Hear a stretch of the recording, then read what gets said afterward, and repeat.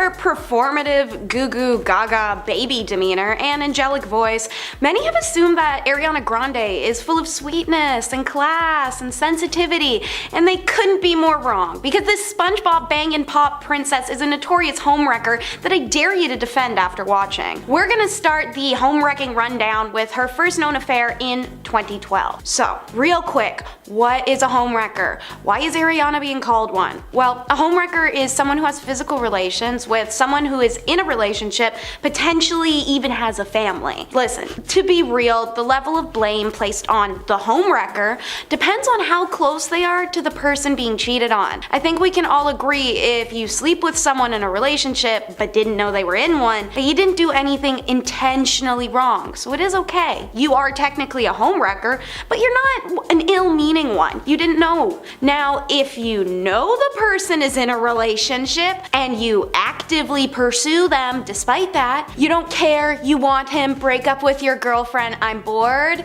then guess what? You're probably a POS and you earn that title of a homewrecker. That's why people are coming after Ariana, not because they're anti-woman or because they're deflecting blame from the real cheater, which was the man who left his family to be with her. People are coming after Ariana because she intentionally seeks out people in relationships time and time again. 2012 was the first year Ariana got publicly dubbed a homewrecker, and it was by Jai Brooks, who felt the singer had been cheating with Nathan Sykes. Jai Brooks began a long-distance relationship with Ariana that lasted about a year, and things seemed fine until the pop star publicly announced very suddenly Brooks had broken up with her through a text message. Brooks in turn didn't want to take any dirt, so he revealed that Ariana was actually still in a relationship with him when she started dating Sykes. Grande, on the other hand, denied the cheating accusations, and that Jai was just trying to make her look bad, and that I did date Nathan, but then she went back to Jai, and then back to Nathan again, which is what made this okay to do apparently. So, on to where the real actual homewrecking begins, which is our next segment, the year 2013. By March of 2013, Mac Miller had been dating Nomi Leisure since 2009. That's a solid 5 years. He met Ariana in 2012, that previous year, and the two had recorded a song and music video, The Way, phenomenal, at which point rumors started to circulate that maybe he had cheated on his long-term girlfriend, Nomi Leisure, with Grande during the production. It didn't help that Nomi announced that she was leaving Mac almost directly after. So, Mac and Nomi managed to reconcile, and they stay together. Mac shuts down rumors that their breakup had to do with Ariana because, to quote him at the time, that's the homie, she's got a boyfriend and everything. What boyfriend is that? Oh, the next relationship she homewrecked, which happened in our next segment, 2014. Naya Rivera, RIP, dealt with the nightmare of not only having your fiance cheat, but with someone younger and nepotistic. Talk about a slap to the face, without adding in Ariana's penchant to appropriate black culture on that offense list, so yikes. Rivera previously called out the singer for her affair with Big Sean in her Sorry Not Sorry memoir, where she famously wrote that on the one day that he was back in LA, he said he didn't want to see me, but since she had a key, she let herself into his house, recalling the time that she discovered Grande hanging out at the Detroit rapper's residence.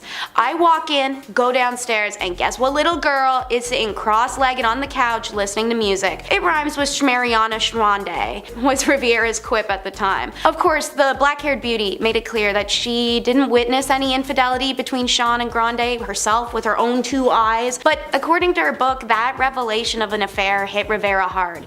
She discovered that her engagement with Big Sean had essentially come to an end, and not only were they no longer getting married, but seems they weren't even together. She makes the decision to walk out, and then he began dating Ariana not long after.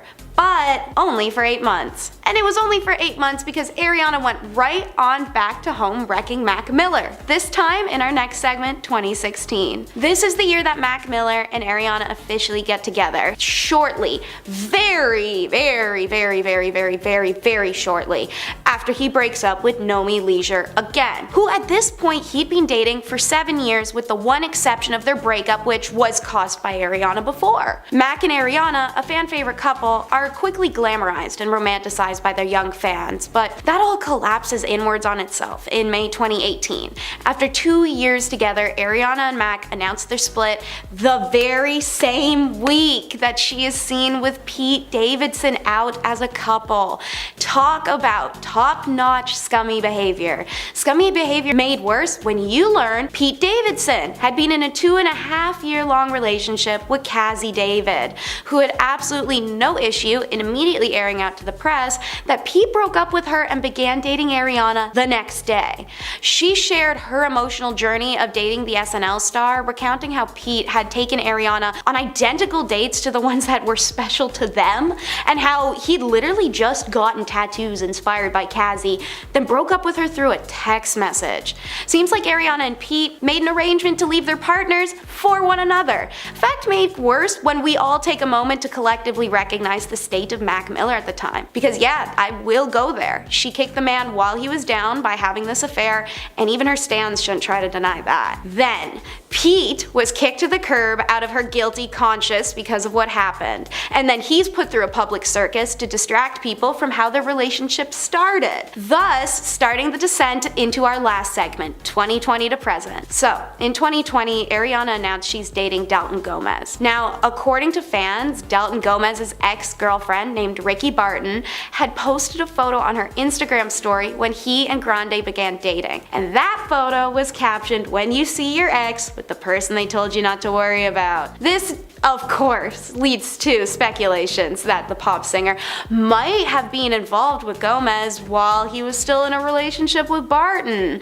And even her own fans saw the homewrecker pattern at this point and were quick to make mention of it. A lot of quips about, yeah, this seems like Ariana. Then there's speculation surrounding Ariana and Gag The Weeknd having an affair back in 2014, either before or during or after her relation with Big Sean. The rumors of this have floated since that 2014 Love Me Harder collab. So in January of 2022, the Torontonian releases his album, Dawn FM, and fans come up with an intriguing theory about one of the songs, I Heard You're Married. Seeing as none of The Weeknd's famous exes were married except for Ariana, fans thought this to be a potential subject. That and her, the song Off the Table seemed to provide some clues, leading some fans to believe that they had had some secret affair. But anyways, back to Dalton, who was happily married to Grande until their sudden 2023 divorce, and what'd you know? Ethan Slater leaves his wife of 2 years, who had literally just given birth, to shack up with none other than Ariana Grande.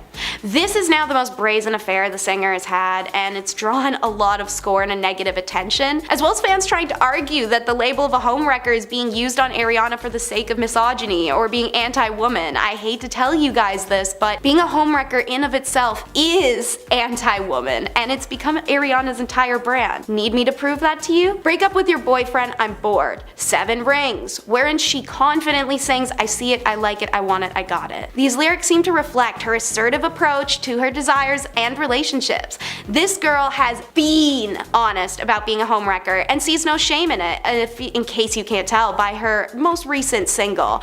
So it's wild to see some people try to defend her. I think it's about time we bring back shame. Number 10, the Community cast. Kicking off our list is a group effort. Chevy Chase was a popular man thanks to National Lampoon and Saturday Night Live, but he returned to the mainstream when he starred as Pierce Hawthorne on the hit sitcom Community. Now, I personally loved this show. Chevy Chase, not so much. And it would appear that his Community co-stars would agree with that statement. Around the middle of the show's runtime, Chevy started to complain about his co-stars, especially Donald Glover. It became apparent that he was more than just angry with Donald and was eventually fired for using racial slurs against him. According to Donald himself, aka Troy Barnes, Chevy would often make inappropriate jokes, either aimed at him or as a general way to disrupt a scene. Joel McHale told People that before he was fired, Chevy was complaining about his character on the show and how he was being portrayed. The entire cast reminded Chevy that there was no contract keeping him there, which may have been part of what set him off on set. His character was written out in truly humiliating fashion, with his life ending after feeding his geese too much, if you know what I mean. He was playing with his ding dong.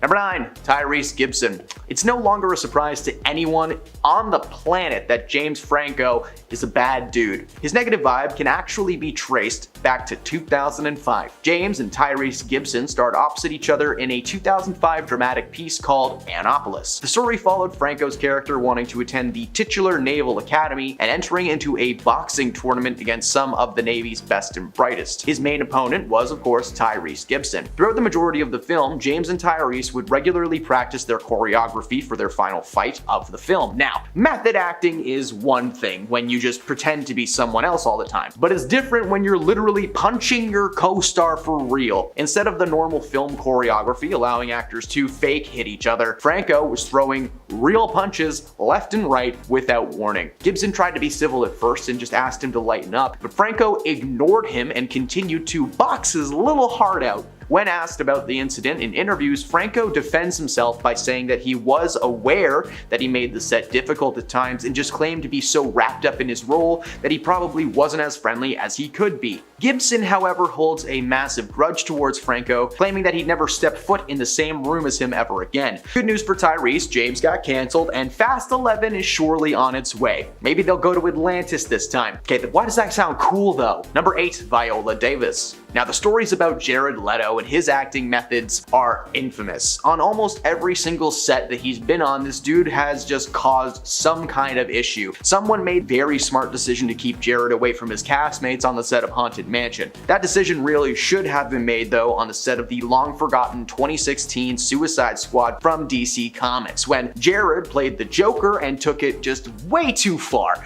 Now, I have mentioned the fact that he's left live animals in people's trailers and used adult skin tubes on their pillows and many times in many other videos. For Amanda Waller, aka Viola Davis, she actually received an unwanted surprise that almost forced her to quit the gig. One day she returned to her trailer where she found a case filled with ammunition. Thousands of little metal life enders were just left there as a gift from Jared. Viola did not think this was a present. In fact, she thought that this was a threat. After speaking to her fellow castmates, she realized that it was just Jared leaving her a fun little gift, you know, just enjoy it. This was frightening to say the least, but for Viola, it set her off. When speaking about her time on the film, she has maintained that Jared was intense, and she's glad that she never had to be face to face with him on screen. Or maybe she was. Honestly, I try not to think about that movie very much. Number 7, Amy Hill. Yeah, baby! This one's shagadelic. Despite being a Canadian treasure and the man behind some comedy cult classics like Austin Powers and Wayne's World, Mike Myers is apparently a menace on set. According to his Cat in the Hat co-star Amy Hill, Mike had handlers dress his entire trailer and work area in tenting. Apparently, he didn't want anyone to physically see him. Honestly, that's fair. If I was in a cat suit with an actual plastic bum crack in it, I would want to hide too. His reputation as a difficult Donnie may have something to do with Hollywood basically blacklisting him from appearing as a lead in anything thanks to The Love Guru, which, again, I try not to think about that movie. Of course, he recently starred in his own show called The Pentaveret, which aired on Netflix, a show where he was forced to play half of the cast because he couldn't get more people to work with him. Or maybe it's because of The Love Guru. Honestly, it's a bad movie, who knows? Number 6, Latto. Latto debuted a new song at Coachella earlier this year, a catchy tune that a lot of fans are calling a direct diss towards Nicki Minaj. The big energy rapper provided fans with a fun dance track packed to the brim with shade. Rapping the lyrics, snitches acting like they're running it, they really ran through. She thought I would kiss her ash, but she mustn't have took her meds. Can you tell I'm not a rapper?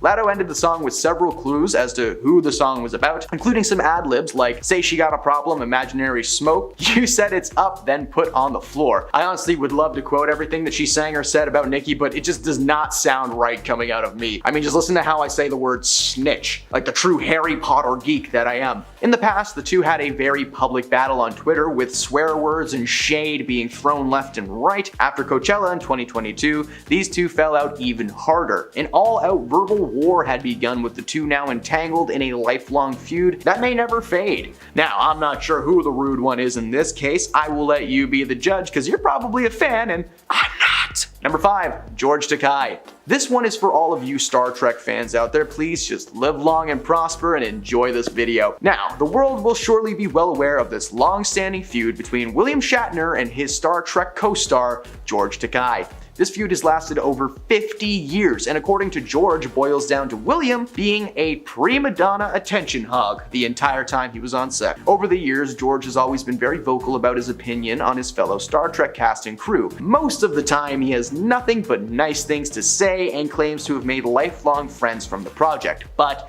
there is one that he despises: William Shatner. William Shatner was the bane of everyone's existence on set. He loved being the center of attention, and he was very self-involved. He wanted everyone to know who he was. William actually responded to these claims, telling people that he believed his Star Trek co-star was damaging his good name for publicity's sake. Why would a man who's barely acted in 30 years suddenly want to bash you for fame and glory? That doesn't make sense. I don't know if anyone's noticed or not, but William Shatner hasn't done much either in a while, other than petition to go to space for real. Number 4, Dwayne Johnson.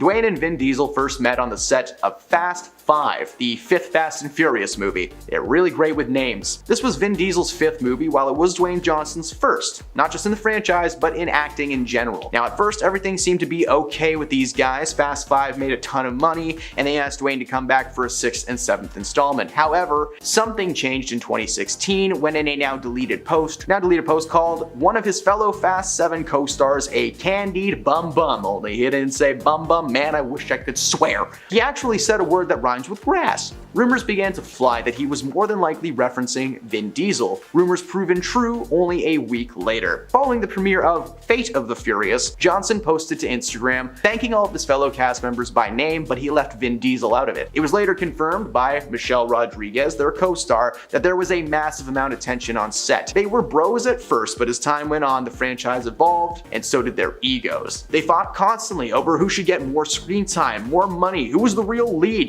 toxic stuff like that. To keep both of the actors happy, Johnson was given a spin-off movie where he co-starred with Jason Statham, and Vin Diesel was left right where he belongs with his family. Number 3, Meryl Streep. Dustin Hoffman is a very easy man to spot. Not only is he a solid actor, but he has a very specific face. Mr. Megorium's Wonder Emporium, anyone? Remember that movie? I didn't until I started writing this script, and I'm gonna go watch it tonight. Despite his ability to play lovable and cheerful characters, he actually started out as somewhat of a villain. On the second day of filming his more famous part in Kramer vs. Kramer, Dustin decided to improvise a scene where he strikes Meryl Streep across the face. Sorry, let me rephrase that. Dustin Hoffman thought it'd be a good idea to slap Meryl Streep. Mamma mia, that's not okay. Get it? Because she was in Mama? I'm just gonna move on. Not only was Meryl shocked by the move, but she recalled that Dustin was also trying to use a tactic on her called emotional recall, taunting her about her late partner, John Cazale, and his illness. So just extra level of evil from Dusty. Number 2, Freddie Prinze Jr. Kiefer Sutherland is known for his roles in movies like Lost Boys and Stand By Me, and has built a nice little nest egg for himself. For a long time, he was starring in the crime drama 24. Many celebrities have made small cameos and reoccurring roles on the show, but in 2010, Scooby-Doo alumni Freddie Prinze Jr. was casted as Agent Cole Ortiz. Despite the massive success of the show, the job left him scarred, admitting that he hated every moment of it. According to Freddie, Kiefer Sutherland is the most unprofessional person in the entire world. He continued to say that he wasn't talking trash. This was something that he would say happily to Kiefer's face. Apparently, a ton of his co-stars agree that he makes filming a living nightmare. Following the end of his character's time on the show, he did slow down in the acting world, now limiting himself to voiceover and cameo roles. The odd thing was that while there was some people backing up Freddie's story, there were actually a higher number of defenders for Sutherland, claiming the exact opposite was happening. Some say he's the most professional man in the world, so if anyone watching this knows Kiefer, weigh in, write hashtag Kiefer good or hashtag Kiefer bad, and see what happens. Number 1, Rachel McAdams. The Notebook is considered to be a great romantic movie, one of the greatest of all time, in fact. Oddly enough, the on-screen couple did not get along at all while filming.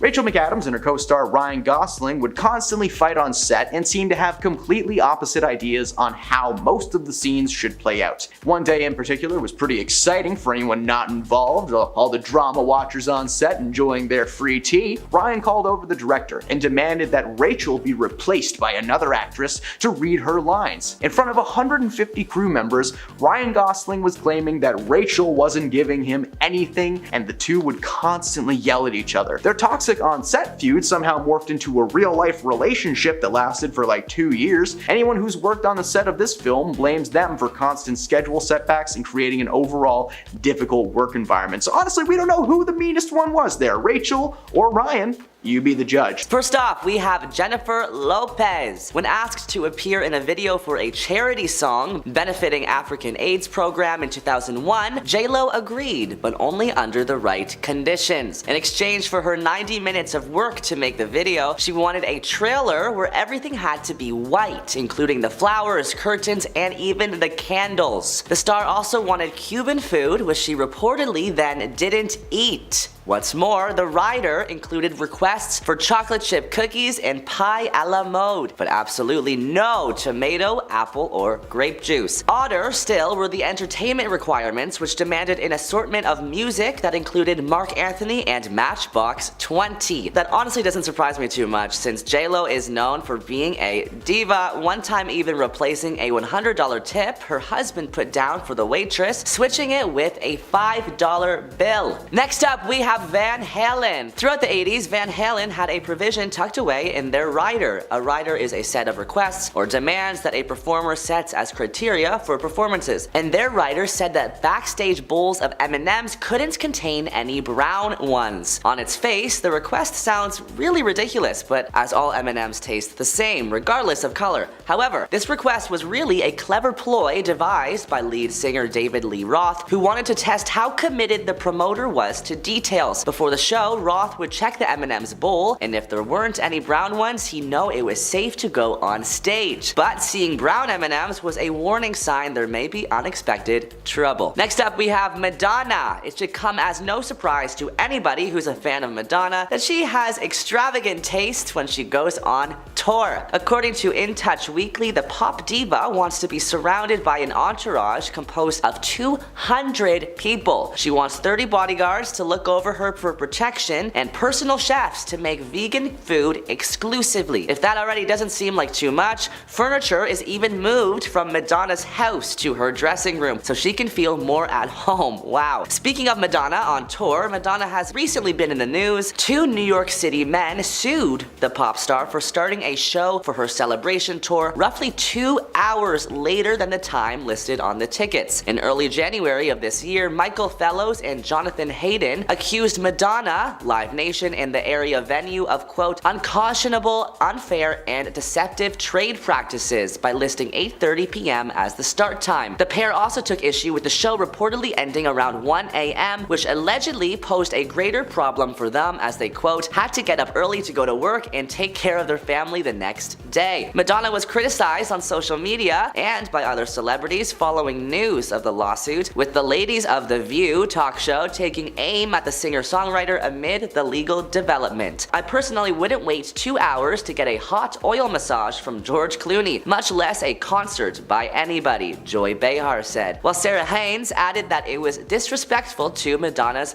fans. Next up, we have Katy Perry. Katy Perry knows what she wants, and it shows in her 45-page rider. Among the things listed on the rider are French lamps, a director's chair with her name on it, a total absence of carnations, and someone whose sole task is to prepare cut up fruits and vegetables. But what stands out as the most extreme provision in the rider is that the singer reportedly doesn't want anybody who works in her staff to say a word to her before a show, especially not the chauffeurs. So, if you got into the service business on the off chance you could one day mingle with Katy Perry, don't get your hopes up. Our next diva celeb is Justin Timberlake. Pop star and actor Justin Timberlake is one of several celebrities who appear to be very conscious about health and germs, as he requires that somebody goes around and disinfects every single doorknob backstage and at any hotels that he stays in every 2 hours. In addition to this, JT is also known to request that he does not have to share the elevator with anybody when on tour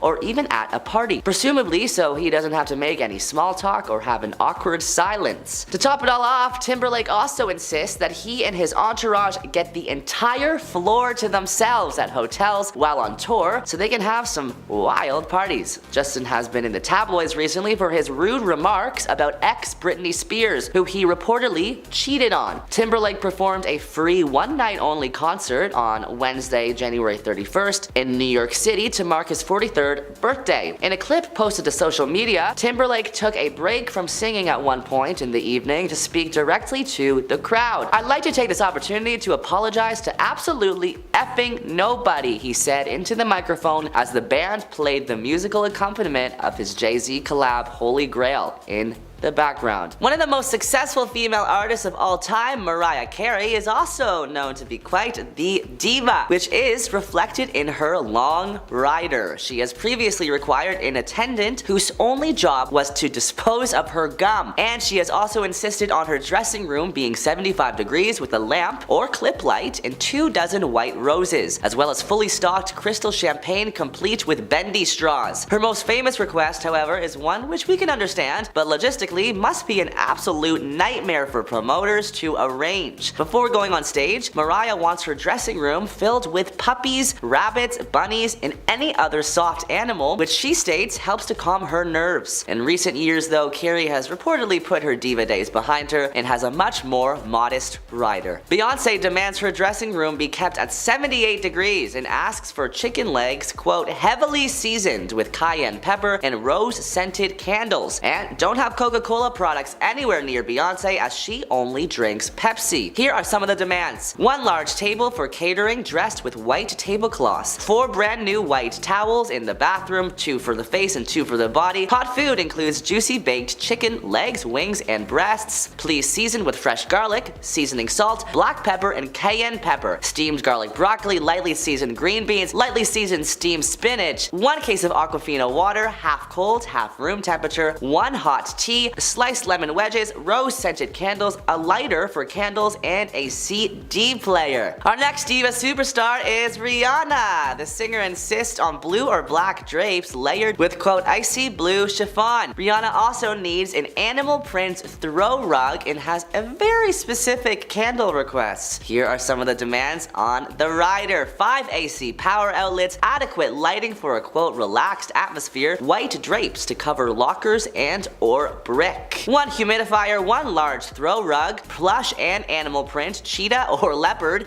It must be clean as she will walk on it barefoot. 6 candles, 4 small clear square vases with white tulips, no foliage. Second choice, if you can't get the tulips, white Casablanca lilies. Third choice, if you can't get those, white freesia. When Britney Spears performed in London's The O2 Arena in 2011, she demanded a feast of McDonald's bunless cheeseburgers along with 100 figs and prunes, so she could feel like she was getting the full London experience. She also ordered fish and chips with a framed photo of Princess Diana on the side. Yes, she reportedly ordered a framed photo of Princess Diana to be displayed in her dressing room at the venue. The UK publication The Daily Mirror reports, quote, Britney adores the monarchy. Diana was in many ways her inspiration. Perhaps it's because Britney can relate to the superstar loneliness paradox, that feeling of being famous but also trapped. Britney Spears has even admitted that fame made her feel like she was, quote, living on the edge of a cliff. In the first preview of her memoir, The Woman in Me, the pop star opened up about her early years in the spotlight. I envy people who know how to make fame work. Britney was always saying she just, quote, wanted to be normal, but her level of fame at the time precluded her from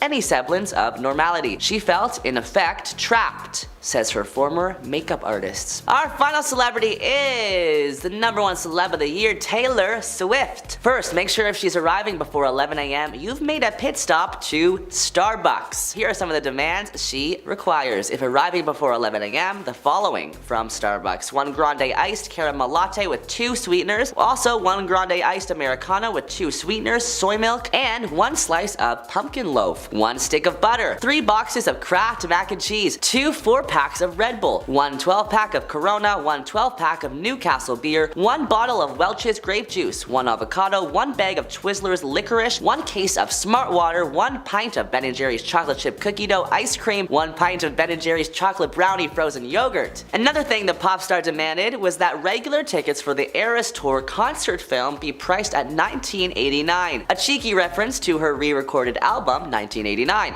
Taylor's version. That sounds all too well and good until it's noticed that AMC typically charges an average of $14.89 for an adult ticket, meaning Taylor Swift is demanding her fans pay more than 30% markup price to see her movie, basically to honor an album that they'll likely be buying for the second time. Number 1, we have Jared Leto. Leto is an actor known to be method. And if you don't know what method acting means, it is a technique or type of acting in which an actor aspires to encourage sincere and emotionally expressive performances by fully inhabiting the role of the character. So basically, aka never breaking character on or off set. Jared Leto stayed completely in character as the Joker and sent his castmates disturbing gifts, and his co-stars had some things to say about it. After he sent Viola Davis a box of bullets, she almost had her pepper spray out. She told E! News, "It was a little worrisome, it made you a little bit nervous, and I'm pretty tough. You know, I got into a few fights when I was growing up,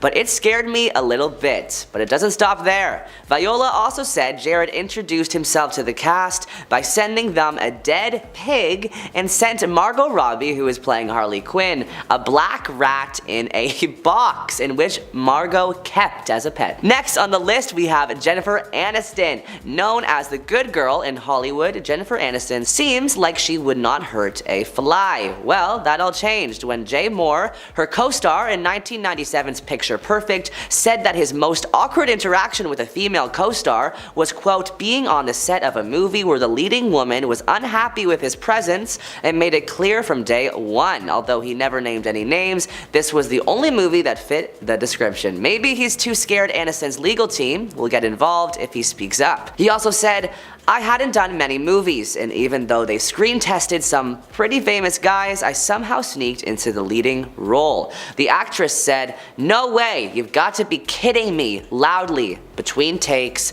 to other actors on set. "I would literally go to my mom's house and cry." Next up, we have Bill Murray. Bill has been in the news for a while now for accusations made against him, but this particular accusation is from the year 2000, while Bill was filming Charlie's Angels. His co-star Lucy Liu had some negative things to say about him, telling media outlets that Bill hurled insults at her while rehearsing a scene. While Liu didn't specify what Murray said to her during rehearsal, she confirmed reports that the actor started, quote, hurling insults at me after learning of new scene rewrites. In the moment, the actress had difficulty processing what was happening. I was like, wow, he seems like he's looking straight at me. I couldn't believe that his comments could be towards me, because what do I have to do with anything majorly important at the time? I say, "I'm sorry, are you talking to me?" And clearly he was, because then it started to become a one-on-one communication. From Liu's perspective, some of the language Murray used was, quote, inexcusable and unacceptable. She therefore decided to speak up in spite of the fact that she was one of the lesser known actors on set. "I stood up for myself, and I do not regret it," she said, "because no matter how low on the totem pole you may be, or wherever you came from, there's no need to condescend or to put other people down." Next up, we have Miss Jennifer Lopez. Jane Fonda called out her monster-in-law co-star Jennifer Lopez for injuring her on set. On the Drew Barrymore show, she said, "The thing that comes to mind right away is that we have a slapping scene. I slap her, she slaps me. Jennifer, as per Jennifer, she had this enormous diamond ring. When she slapped me, it cut open across my eyebrow. And you know, she's never apologized," she concluded. But Jane Fonda isn't the only one who has some things to say about J-Lo. Last year, a viral TikTok trend where people told their J-Lo horror stories went viral, and some of the stories are crazy. One user said, "I served at a restaurant where J-Lo and Ben Affleck were eating. At the end of the meal, Ben put a $100 bill down as a tip for the waitress. As Jennifer was just about to leave, she grabbed the $100 bill and replaced it with $5. Yikes. Next up, we have Alyssa Milano. Alyssa Milano has been exposed by her Charmed co-star Rose McGowan for being toxic on set. During a Twitter spat with her former Charmed co-star, she tweeted, "You threw a fit in front of the crew, yelling, 'They don't pay me enough to do this.' Appalling behavior on the daily. I cried every time we got renewed because you made that set toxic AF." She also shared an interview clip where she told Nightline, "I don't like Alyssa because I think she's a lie." Responding in a statement to E! News, Alyssa Milano said, hurt people, commenting any further does not align with my wellness plan. Next up, we have Gene Kelly. Gene is one of the most famous actors and dancers from the 1950s, and his co-star of Singing in the Rain had some things to say about him. In her 2013 memoir, Unsinkable, Debbie Reynolds wrote that her Singing in the Rain co-star / director Gene Kelly was a quote, cruel taskmaster. She said, "He came to rehearsals and criticized everything I did and never gave me a word of encouragement." She also alleged that he made unwanted advances towards her during their first kiss scene, writing, "The camera closed in, Gene took me tightly in his arms and shoved his tongue down my throat. Ew, what was that?" I screeched. Breaking free of his grasp and spitting, I ran around frantic, yelling for some Coca-Cola to cleanse my mouth. It was the early 1950s and I was an innocent kid who had never been French kissed before. I was stunned that this 39-year-old man would do this to me.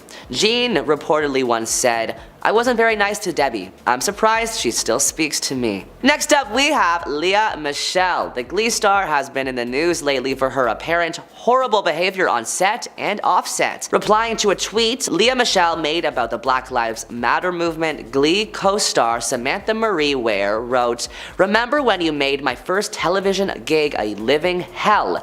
'Cause I'll never forget. I believe you told everybody that if you had the opportunity, you would poo in my wig." Amongst other traumatic microaggressions that made me question a career in Hollywood. Another co-star, Heather Morris, also had some things to say on Twitter. Was she unpleasant to work with? Very much so. For Lea to treat others with the disrespect that she did for as long as she did, I believe she should be called out. And finally, Dabier Snell, who appeared on Glee in 2014, also recounted rude behavior from Lea Michele on set. He tweeted, "Girl, you wouldn't let me sit at the table with the other cast members because I didn't belong there. F you, Lea," in all caps. Our next celebrity is Jamie Lynn Spears. Britney's little sister seems to have caused some trouble on the set of Nickelodeon's Zoe 101. Alexa Nicholas opened up in 2019 about Jamie Lynn Spears and other Zoe 101 cast members allegedly bullying her on the set of the teen show. Nicholas was notably written off the show after season 2. In addition to claims of bullying tactics like exclusion and mocking, Nicholas also revealed in 2022 that she was once lured into a room with Jamie Lynn and her sister Britney Spears under false pretenses, deliberately separated from her mother. Britney Spears reportedly screamed at Nicholas and threatened her future in Hollywood. Nicholas revealed that Britney has apologized since and called her an amazing person, noting the stress 8 months pregnant Britney was under at the time and saying that she felt Britney had been manipulated by her sister Jamie Lynn. After Nicholas's interview, Britney publicly apologized, writing on Twitter that Jamie Lynn had told her she was being bullied and that my sister was literally like my daughter growing up, so I apologize for my ignorance for yelling at you when I obviously had no idea what was really going on. Kiefer Sutherland is the next celebrity on our list, and he has some serious allegations made against him. Let's get into it. After joining the show 24, Freddie Prinze Jr. was vocal about how much he disliked the show's lead actor, and really, his entire time on the program. "I did 24 and it was terrible. I hated every moment of it," he told ABC News. Kiefer was the most unprofessional dude in the entire world. "That's not me talking trash, I'd say it to his face. I think everybody that's worked with him has said that." Prinze also took a break from acting after his stint on 24, saying that the experience made him want to, quote, quit the business. Rebel Wilson recently opened up about, quote, awful and disgusting advances from a male co-star, though she didn't name who. "He called me into a room and pulled down his pants," she revealed, saying the co-star then asked her to perform a very vulnerable act. Afraid of retaliation and wanting to be professional, Wilson stayed on the project, though she said, "Definitely amongst industry circles, I made sure people knew what happened." She had also separately revealed that a male co-star in a position of power asked me to go into a room with him, all whilst his male friends tried to film the incident on their iPhones and laughed. "I repeatedly said no, and eventually got out of the room. First up, we have the crime. On June 14th, 2015, sheriff deputies found the body of Dee Dee Blanchard face down in the bedroom of her house, lying on the bed in a pool of blood from stab wounds inflicted several days earlier. Now, there was no sign of her daughter, Gypsy Rose,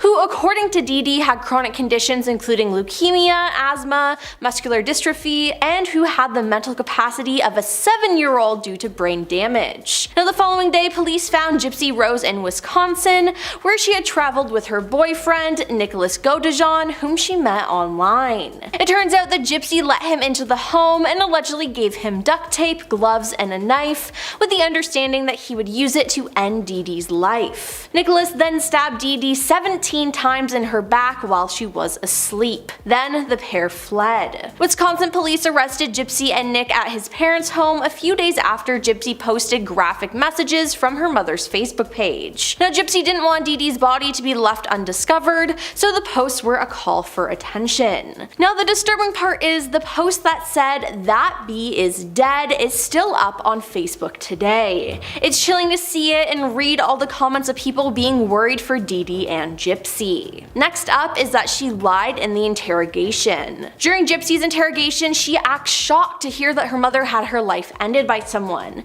She says, "I don't know what happened with my mom, why don't you just tell me?" "You know what happened to your mom," the officer says. "I know that you know." Gypsy stunned asks, "You think that it's me? Why would you think it's me? I've always loved my mom and I are best friends." Now, Gypsy continued to maintain her innocence until Nick revealed the truth. Now, during a prison phone call with her dad, she tells him that what's being said about her in the news isn't true. "You know I love mama and you know I would never hurt her. Just know that I am innocent and I'm still your little girl," she said. Now, eventually Nick and Gypsy were both formally arrested, and while the charge of first-degree homicide can carry the death penalty under Missouri law or life without parole, County Prosecutor Dan Patterson announced that he would not seek it for either Gypsy or Nicholas, calling the case extraordinary and unusual. Now, after Gypsy's attorney obtained her medical records from Louisiana, he secured a plea bargain to second-degree homicide for Gypsy, and in July 2015, she accepted the plea bargain agreement and was sentenced to 10 years in prison. But as we all know though, she got out of prison early. Now on to her illnesses being fake. So despite everything everyone was told by Gypsy and her mother, she wasn't actually sick. Now, her mother was. Her mother Dee Dee had Munchausen syndrome by proxy, a mental disorder in which a parent exaggerates, fabricates, or induces illness in a person under their care to obtain sympathy or attention. Now, Dee Dee had been making her daughter pass herself off as younger and pretended to be disabled and chronically ill, subjecting her to unnecessary surgeries and medication, and controlling her through physical and psychological mistreatment. Now, Gypsy wasn't aware of this, and when she found out she could walk and wasn't fully sick, that's when she came up with her plan to end the life of her mother. Now, after the disclosure of how Dee Dee had treated Gypsy, sympathy for Dee Dee as the victim shifted to her daughter as a long-term victim of mistreatment. Now let's discuss blaming Nick. Gypsy is quoted in Nick's trial in 2018 saying, "If it weren't for Nick and how dark he was, I wouldn't have gone through with it." Yes, it seems like she blames Nick for the whole thing, even though it was her idea. Nick wanted the deed, as he called it, to be done with a machete. However, Gypsy was headstrong about calling the shots. After all, it was her mother. "I planned this murder," Gypsy said at Nick's trial. She explained under oath how a tasteless and odorless poison was too hard to find, that arson would be too complicated, and a firearm would be too messy. Now, instead of a machete, Gypsy stole a hunting knife from a Walmart. She mailed Nick more than $1,000 that she stole from Dee Dee, and he was to purchase a round-trip bus ticket for himself and a one-way for Gypsy to join him back in Wisconsin. Now, the rest of the money was for food and a room at a nearby Days Inn hotel. Now, what's somewhat funny is that Nick got a harsher sentence than Gypsy, even though she was the mastermind. Nick was charged with first-degree homicide and was sentenced to life in prison without the possibility of parole. Now we have her maintaining a relationship with Nick. Gypsy said she was still pining over Nick while they were in the county jail. They exchanged letters by hiding them in the recreation room and writing messages on the wall. Later, when they were both in prison, the former couple exchanged just 2 letters. When Nick found out that she was engaged to another man before she met and married Ryan Anderson in 2022, he accused her of adultery because he had taken her virginity, even though she said he hadn't, and they were still married under God's law. She replied that she never wanted to get back together with him, but still felt a sense of guilt, which is why she testified on his behalf at his trial. Then we have She Would Steal. It was revealed that Gypsy and her mother used her wheelchair for shoplifting. Now, because they were recognized as a loving mother caring for her special needs child, Gypsy said no one suspected that they were stealing. They used her wheelchair to knock items off store shelves and hide them under her princess dress or beanie cap. Now, Dee Dee told Gypsy that she was 5 years younger than her actual age, dressed her in children's clothes, and she wore a beanie over her shaved head as a part of the cancer ruse. Now, the pair would also swap barcodes on the expensive items with those on cheaper ones. Now, they didn't even need many of the items they stole, said Gypsy,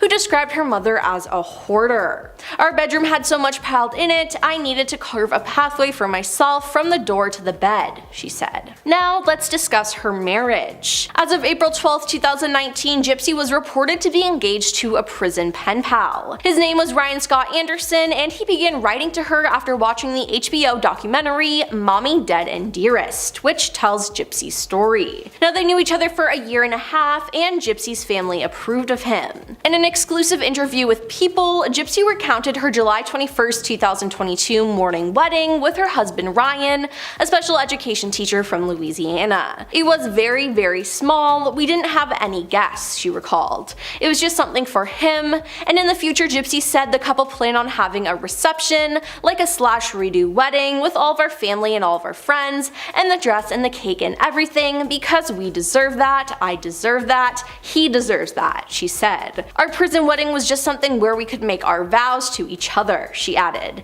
It was something that meant something to us. Moving on to her regretting what she did. If I had another chance to redo everything, I don't know if I'd go back to when I was a child and tell my aunts and uncles that I'm not sick and mommy makes me sick, says Gypsy. Or if I would travel back to just the point of the conversation with Nick and tell him, you know what, I'm going to tell the police everything. I kinda struggle with that. But she adds, no one will ever hear me say I'm glad she's dead or I'm proud of what I did. I regret it every single day. Now, her decision to have Dee Dee's life ended came after she tried to run away ahead of yet another needless procedure. She claimed she fled her home only to be tracked down within hours. She found me, brought me back, and put in place paperwork saying I was incompetent and she had power of attorney over me, she said. Now, at that point, Gypsy felt there was nowhere left to turn. I was trying really hard to figure out another way, she says. That's when there was a conversation between me and my co-defendant Nick. He said I would do anything to protect you. I said anything, he said yes. Now, after years of reflection, self-work, and therapy, when speaking about Dee Dee, Gypsy said she didn't deserve that, adding she was a sick woman and unfortunately I wasn't educated enough to see that. She deserved to be where I am, sitting in prison doing time for criminal behavior. It's a journey. I'm still really trying to come to a place of forgiveness for her, for myself, and the situation, she says. I still love my mom, and I'm starting to understand that it was something that was maybe out of her control, like an addict with an impulse. That helps me with coping and accepting what happened, she added. Up next, she's now a millionaire. Now, according to one source, Gypsy's net worth has reached an estimated $3 million. Now, how does one spend nearly 9 years in prison with no previous employment experience, only to become a millionaire upon their release? Well, her financial status is undeniably linked to her unexpected prominence as a public figure. The documentaries and true crime adaptations featuring her have not only contributed to to her net worth, but have also fueled the ongoing public interest in her case. From participating in documentaries that delve into the complexities of her case, to signing book deals that offer readers insights into her life, she has strategically leveraged her unique experiences. Now, additionally, her presence on social media platforms, with over 8.3 million followers on Instagram at the time of filming this, involvement in speaking engagements, and sponsorships contribute to her overall income. Now, allegedly, Gypsy's journey into the public eye was neither planned nor conventional, but she wants to use her platform to raise awareness about the intricate issues surrounding Munchausen syndrome by proxy. And last on our list is that she was a victim of voodoo. Yep, you heard that right. In an installment of the Lifetime Network docuseries The Prison Confessions of Gypsy Rose Blanchard, it details a voodoo hex Gypsy claims her mother placed on her, and some believe the use of this closed practice is ultimately what led to Dee Dee's own death. Now, the most recent revelation is that when Gypsy tried to run away and escape her mother, she was punished with a voodoo curse. Dee Dee printed out a picture of her daughter and her then boyfriend and put them in a mason jar along with a cow tongue and some of Gypsy's menstrual blood. She then buried the jar in their backyard, claiming it would curse her daughter from ever finding love or happiness. Now, in the case of Gypsy, it seems like a stretch to blame everything on a jar of gross cow tongue buried in a yard, but it seems like karma caught up to Dee Dee. Number 10. Thomas Gibson. Thomas made a name for himself starring as one of the leads of the series Criminal Minds. He was on the show for a few years, and in that time he made a few problems for those unfortunate enough to be staff members of the series. There were some issues over the years that would have warranted some actions, like screaming at producers and writers for not doing a good job, but the incident that got him kicked off the show for good involved, well, a kick. In 2016, Thomas was swiftly fired from the series after an incident with a writer named Virgil Williams. An internal investigation revealed that Thomas kicked Virgil one day during production of an episode that Gibson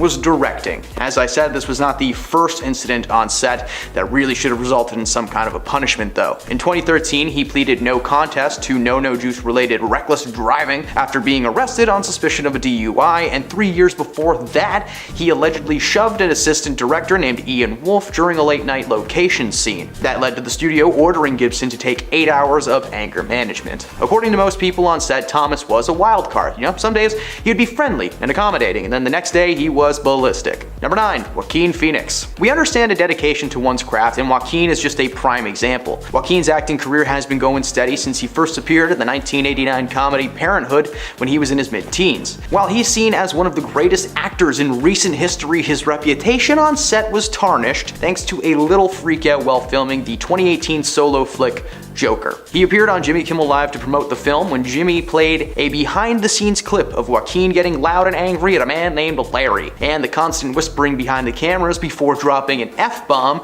and storming off the set. When the cameras came back to the studio, Joaquin was just frozen in shock. He was clearly not expecting that clip to ever see the light of day. He explained that Larry was a cinematographer who was teasing Joaquin off set earlier in the day, calling him a diva and referring to him as Cher. In fact, during his on-set outburst, you can hear him say, "Calling me Cher, how is that an insult?" He then explained that there's a lot of pressure on set, especially in a closed space like the apartment from the scene, and he apologized to the audience for having to see him behave in such a manner, which was met with applause. At the end of the day, he's a performer, and no harm came from this outburst, so if Larry's cool with it, we're cool with it. Number 8. Bill Murray Lake Toss. Bill Murray's going to be on this list more than once, and for good reasons. For this entry, we're talking about the film What About Bob and its extremely toxic set while filming. Bill Murray was really getting on his co-star's nerves, Richard Dreyfuss from Jaws, literally berating and bullying this man between takes to get the best performance out of him. In the years since, he claimed that Richard encouraged him to do this, but Richard claims that that never happened and is a complete lie. Considering the incident that this entry is actually about though, he got off pretty easy.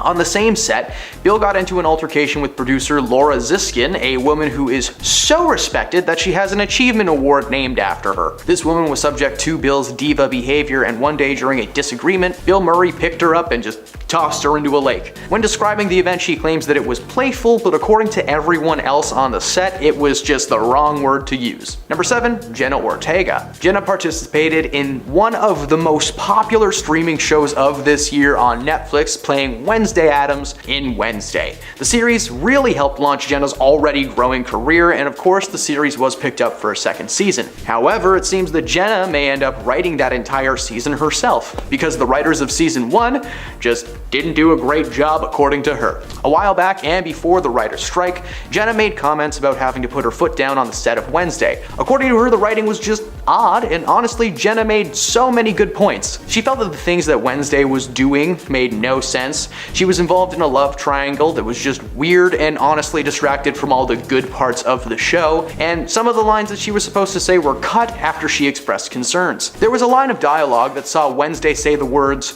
"Oh my god, I love it. Ugh, I can't believe I just said that." To which Jenna said, "No. Wednesday is not some valley girl with an emo side. She chops the heads off siblings if they let her." She claims that a ton of writers will agree that she is difficult and unprofessional at times because that was the only way to make her character work. She'd literally changed the dialogue during a take, and then the writers were just constantly confused. Ortega has claimed to be very protective of her character and has every intention to make season 2 better in every way, dropping any love stories surrounding Wednesday and instead opting to dive in deep on the dark and macabre that Tim Burton is really known for. The writers released sarcastic statements claiming that Jenna should really just write the next season herself since she's so good at it. Okay, let her do it. It's probably gonna be great. Number 6, Justin Bieber. In 2015, Justin was performing on the Today Show, debuting his new song, "What Do You Mean?" During his performance, he got super excited and started dancing while singing, one normally would, but moments later he was caught on air dissing the camera operator, saying that he might as well not dance since the cameras don't even move. He said next time he won't dance, it seems like a waste of effort.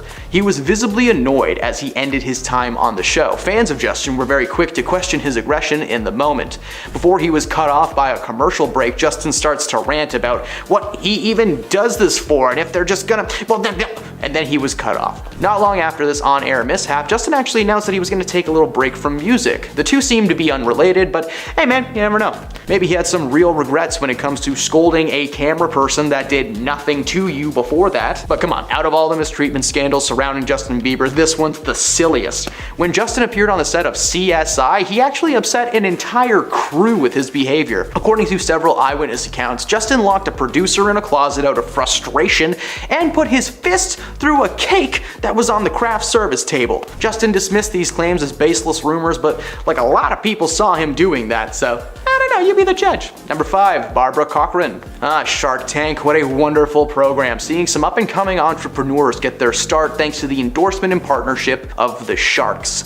One of the Sharks, Barbara Cochran, was blasted online after a resurfaced clip showed her saying how much she loved to fire people. Firing someone is a difficult conversation, doesn't usually end well for both people involved. However, for Barbara, it's her favorite thing in the entire world. These comments resurfaced as there is a labor shortage across the US, so that didn't help. In an interview on the Diary of a CEO podcast, she revealed that she loves firing people, especially on Fridays. What she loves to do is pop by someone's desk on Wednesday, book an appointment for Friday. Instead of giving them a proper reason for firing though, she'll actually just tell them that, she's not really sure why. They just don't really fit with the company. I don't know what makes this woman think it is a fun thing to be fired, but nonetheless, people are fuming. Many fans simply wonder if she owns a Dalmatian coat. More than likely. Number 4, Christina Aguilera. There have been a few instances of Christina being a menace to her staff or just people that she's worked with in the past. Today we're going to focus on her time as a judge on The Voice. According to several sources close to the show, she was a nightmare to work with. Apparently she always shows up late and just doesn't seem to care or apologize for holding up filming of the show. To make things worse, she is constantly arguing with Adam Levine. As early as 2012, insiders told production on The Voice that they much preferred Adam Levine to Christina. Apparently the makeup crew of the show acts as a NASCAR pit team. Every time herself and Adam get heated, whether it's on or off camera, she's directed to the makeup team to cool off. They then apply product to her face like she's Ricky Bobby in the middle of a race. According to producers, she made outrageous demands, including the introduction of a foot massager to the staff. Someone's only job on set was to massage Christina's feet every 30 minutes. No thank you. Number 3, Bill Murray and Harold Ramis. Now, it may come as a shock to you that 2 of the 4 members of the legendary Ghostbusters just kinda despised each other,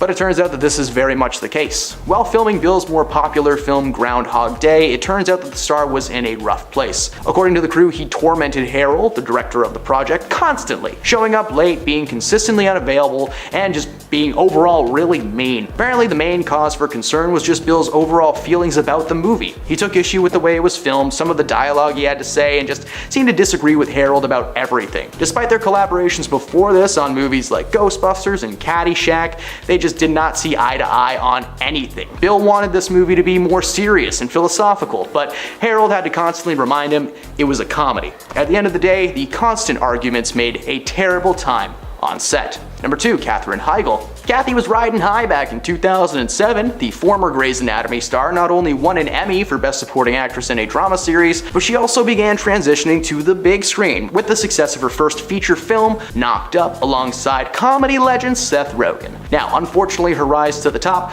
quickly became a free fall into an active volcano, following an ill-fated Vanity Fair interview the following January. In the interview, Katherine made a move that still has people scratching their heads to this day. She openly bashed the film that made her famous, claiming that it painted women as shrew, humorless, and uptight, while also placing blame on Seth Rogen for writing the men as lovable, goofy, and fun. The film still sits at an impressive 89% on Rotten Tomatoes because, now while she might claim the project was problematic, the final product is just a fun love story filled with good jokes and performances and a good story. Seth felt betrayed by the comments as they never had a fight on set and it never seemed like she was uncomfortable at any point. These comments, combined with some negativity towards her Grey's Anatomy writers, caused her agents to drop her as a client, and her time in Hollywood quickly came to a screeching halt. And at number 1, Bill Murray and Lucy Liu. Sony's first foray into the world of Charlie's Angels was massively successful thanks to its stars, Cameron Diaz, Drew Barrymore, and of course Lucy Liu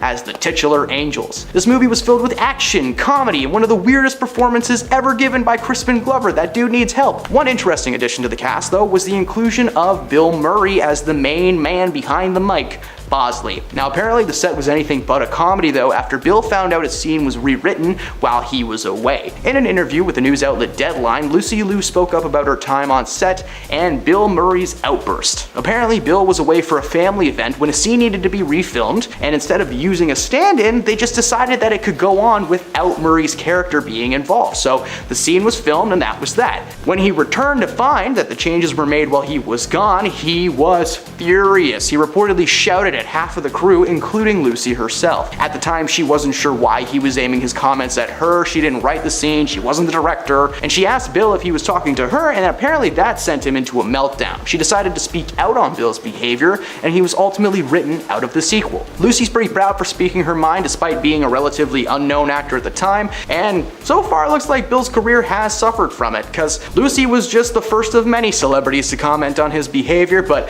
we could do a whole top 10 list about Bill Murray. Number 10, Chevy Chase. Chevy Chase, a popular man thanks to National Lampoon and Saturday Night Live, but he returned to the mainstream when he starred as Pierce Hawthorne in the hit sitcom Community. I genuinely love this show. Chevy? Not so much. And it would appear that his Community co-stars would agree with that statement. Around the middle of the show's runtime, Chevy started to complain about his co-stars, especially Mr. Glover. It became apparent that he was more than just angry with Donald, and it was eventually fired for using racial slurs against him. According to himself, aka Troy Barnes, Chevy would often make inappropriate jokes either aimed at him or as a general way to disrupt a scene. Joel McHale told People that before he was fired, Chevy was complaining about his character on the show and how he was being portrayed. The entire cast reminded him that there was no contract keeping him there, which may have been part of what set him off on set. His character was written out in truly humiliating fashion, with his life ending after feeding his geese way too much, if you know what I mean. He was playing with them. Number 9, Tom Hardy. Mad Max Fury Road is a forgotten gem in cinema history. It featured little to no CGI despite having some awesome visuals, and it featured some pretty cool performances from its cast like Nicholas Hoult, Charlize Theron, and Tom Hardy. Charlize and Tom played the main characters, Furiosa and Max, and while their on-screen characters end up working together in the end, on set, it was a very different vibe. Tom had a bad habit of showing up late all the time, meanwhile Charlize was a brand new mother who would be there on time every day while their kids were forced to be taken care of by someone else. In a book called Red, Sweat, and Chrome, The Wild and True Story of Mad Max Fury Road, the writer Kyle Buchanan shared an instance on set between Charlize and Tom. Everyone was on set, 8 a.m., ready to shoot, except for Mr. Hardy. But at that point, Charlize took her place and stayed there until Tom showed up 3 hours later. Now, she didn't didn't move a muscle, and according to the crew, she was beyond furious. When Tom finally showed up, she asked him how he could be so disrespectful and said that they should fine this C next Tuesday $100,000 for every minute that he held up the crew. She didn't say see you next Tuesday. I really wish I could say the word that did set him off. The word she did say set Tom off, and he rushed up to her and pulled out the whole "what did you just say to me" type thing. Yeah, he didn't say it like that. He's a big tough guy. Oh, a big tough guy can't hear so good.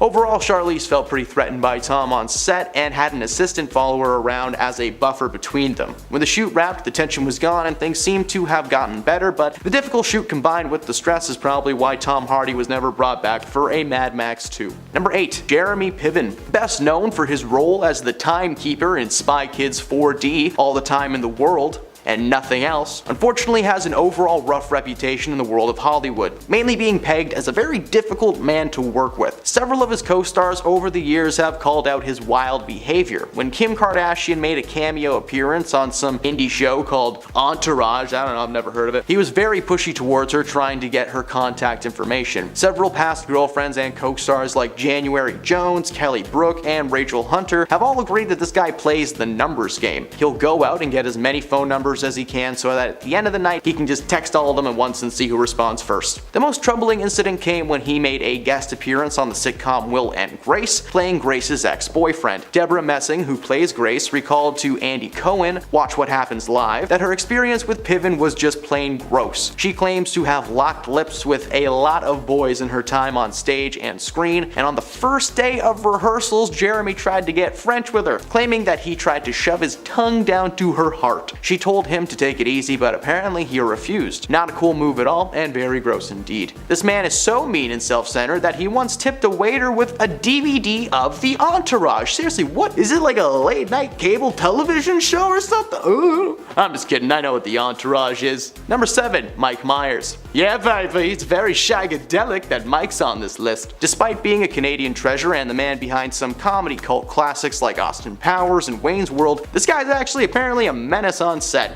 According to his Cat in the Hat co-star Amy Hill, Mike had handlers dress his entire trailer, and his work area was entirely covered with tenting. Apparently he just didn't want anybody to see him physically, which, hey man, that's fair. If I was in that cat suit with a bum crack in it, I'd probably want to hide too. His reputation as a difficult Donnie might have something to do with Hollywood blacklisting him entirely, except for his recent show The Pentaverate, which was a show where he basically played half the cast because, he couldn't get anybody else to get on the show, I guess. It might be that, or it might be the Love Guru, who knows? Number 6, Bill Murray. Now, Bill Murray has had many public feuds with many co-stars over the years that would qualify him as an entry on this list. One of his more famous feuds was with Charlie's Angel co-star Lucy Liu, but I already covered that in part 1 of this list, so today I'm going to talk about his long-standing feud with his late Ghostbusters co-star, Harold Ramis. Harold and Bill famously starred opposite of each other in the classic Ghostbusters series, but they had been working together before and after the project, with Harold acting as the director on a lot of projects starring Bill Murray. The moment he was outed as one of the meanest men on set was while filming Groundhog Day. According to cast and crew, Harold and Bill would regularly get into screaming matches over the way that a scene should be filmed or how a line should be said. According to Harold, who passed away in 2014, Bill would show up late to set, well past his call time. Following the film, the two did not speak to each other for decades. It wasn't until Harold was heading out the door that Bill decided to reconcile the friendship, but by then it was a little bit too late. Of course, in the years since, several co-stars, especially female ones, have come forward to call out his extreme temper and snappiness on set, but we could do a whole top 10 about things that Bill Murray has done. Number 5, Bruce Willis. Now, Kevin Smith is a director, actor, and an absolute geek in the best of ways. In 2010, he collaborated with Bruce Willis on an action comedy called Cop Out, a story about two cops who get sucked into wild action-packed shenanigans. I don't know, I've never seen the movie. According to Kevin Smith, his time on set as a director of the project was not good, and it was mostly due to his childhood hero Bruce Willis telling him to snap out of it every time that he would mention his admiration. He went on to claim that Bruce was difficult to work with on set in general, and that a lot of the time it just felt like he was messing up scenes on purpose to throw him off. Apparently, every time Kevin would try to, do his job and direct Bruce Willis, he would just kind of tell him that he had been working in the industry for 25 years and that there was nothing that Kevin could tell him he didn't already know. He then revealed on The Tonight Show with Jay Leno back in 2012 that Bruce had actually confronted him after filming one day and asked him if he wanted to take a swing. The situation escalated to the point that Bruce didn't appear for promotional events or photo shoots, meaning that he was photoshopped into most of the pictures that you see him with co-star Tracy Morgan, who Kevin claims is actually the only reason he didn't back out of the project. Since Willis was diagnosed with aphasia, the two have been able to patch things up, with Kevin apologizing for his petty complaints. Number 4. Ryan Gosling. The Notebook is considered to be one of the better romantic movies ever made in Hollywood. Oddly enough though, the on-screen couple didn't get along at all during their shoot. Turns out they would constantly fight on set, and they seemed to have completely opposite ideas on how several of the scenes should play out. Ryan Gosling especially was a little bit of a problem. One day in particular was pretty exciting for anyone who wasn't involved. All drama watchers were sipping their tea. Ryan called over the director and demanded that Rachel was replaced by another actress to read her lines. In front of 150 crew members, he claimed that Rachel just wasn't giving him anything to work with, and the two would constantly yell at each other. Their toxic on-set feud somehow morphed into a relationship that lasted for like 2 years, but anyone who worked on the set blames them for the constant schedule setbacks and creating just a terrible work environment overall. So I don't know, he seems better now that he's been in Barbie. Number 3. William Shatner. This one is for all of you Trekkies out there. Live long and prosper. That's all I got. I'm not as geeky as one may think, but I'm well aware of this long-standing feud between William Shatner and his Star Trek co-star George Takei. This feud has lasted for over 50 years, and according to George, it boils down to William being a prima donna attention hog the entire time he was on set. Over the years, George has always been vocal about his opinion on his fellow Star Trek cast and crew. Most of the time he has nothing but nice things to say and claims to have made lifelong friends from the project, but there is, of course, one that he despises, and it's William Shatner, who was the bane of everyone's existence on set. He loved being the center of attention and was apparently very self-involved. He wanted everyone to know who he was. William actually responded to these claims, telling people that he believed that Star Trek co-stars were damaging his good name for publicity's sake. But why would people who've barely acted in 30 years suddenly want to bash you for fame and glory? I don't know if anyone has noticed or not, but William hasn't done much either in a while, other than, petition to go to space for real, so good for him. Number 2, Jamie Foxx. Jamie Foxx has been a huge star in the world of Hollywood over the years, working with several acclaimed directors in basically every genre, but like most actors, Jamie had to start somewhere. And that somewhere was in the film Any Given Sunday from 1999, alongside Al Pacino, Cameron Diaz, Dennis Quaid, and Mr. LL Cool J. Cool J and Jamie played teammates in the football-centric flick, and not only do their characters constantly fight on screen, but behind the scenes, they had an actual brawl that ended in the Miami County Police being called in. During one scene, the two were scripted to fight and filmed the first 2 takes as planned, but just, faking it. However, some offset beef made its way in front of the camera when Jamie struck Cool J for real, splitting his lip open, and an all-out beatdown took place, leaving Jamie unconscious and in the hospital. They had to stop production because they just weren't sure when Jamie would actually, come back to be able to film his scenes. When Fox did return to set, it was with a small crew of friends and his manager. Waiting to greet them was LL Cool J and half of Brooklyn, according to the director, who stated that the tension was only settled after the real-life football players that the characters were based on came onto set and took care of business. And at number 1, Sarah Jessica Parker. For this entry, I'm not allowed to say the title of the show that Sarah and her co-star Kim Cattrall were on, so I'll be referring to it as Schmecks and the City, okay?